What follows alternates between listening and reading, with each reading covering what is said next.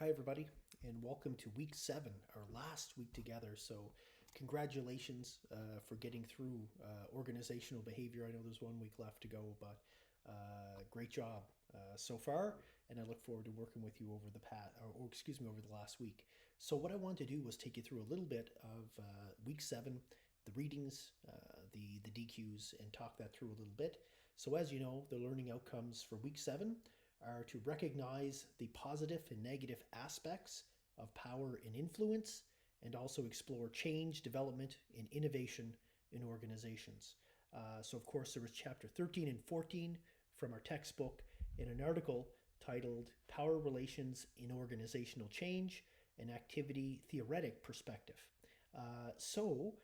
Just to take you through the readings a little bit, as you know, chapter 13 described power specifically. It just led with saying, here's what we think power is. It talked a lot about concepts related to power, legitimate power, coercive power, expert power, informational power, all kinds of different types of power, and talked a lot about resistance to power as well. And impression management was an interesting piece for me. Upward influence, downward influence. So there was lots of stuff on power in chapter 13 for sure. And then in chapter 14, they got into organizational structures. They talked about aspects that are frequently studied in the literature, like centralization, formalization, hierarchical levels, departmentalization, were all things they talked about. They talked about configurations, and then they just gave a big list of why people resist change. And I think they put 7 that I had listed in my notes, of course, which are in the course news and bulletins that were related to that. So lots of things about organizational change, why people resist change, and how organizations can have different structures, and what works for one organization in one context or environment may not be what works for another. So lots of good stuff in chapters 13 and 14. Of course, there was the article, Power Relations and Organizational Change, and they talked about episodic and systemic power.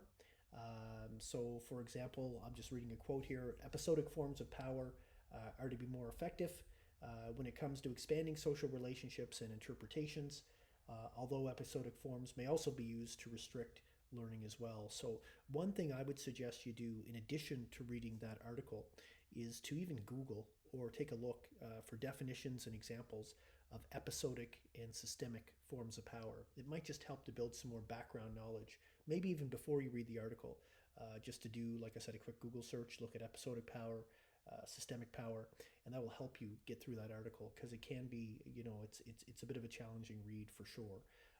So I do recommend that you prep for that read by getting familiar with both episodic and systemic forms of power. So from there, of course, we have, as always, 2 DQ questions as follows. Drawing from this unit's readings, consider the various reasons why individuals resist change in innovation. So again, in both chapters 13 and 14, there's lots of examples of why people resist change. So, what I would suggest you do is choose a couple of those and then relate them to your own experiences. So bring in your own experiences to this conversation and say, listen, this happened in my organization, and here's how I think this lines up with some of these examples of why people resist change. So that's one. Another DQ2 relies more on the article about episodic and systemic power. So it says, critically reflect on the role of episodic and systemic power in facilitating a less managerial and more multi-voiced approach to change. So read the article.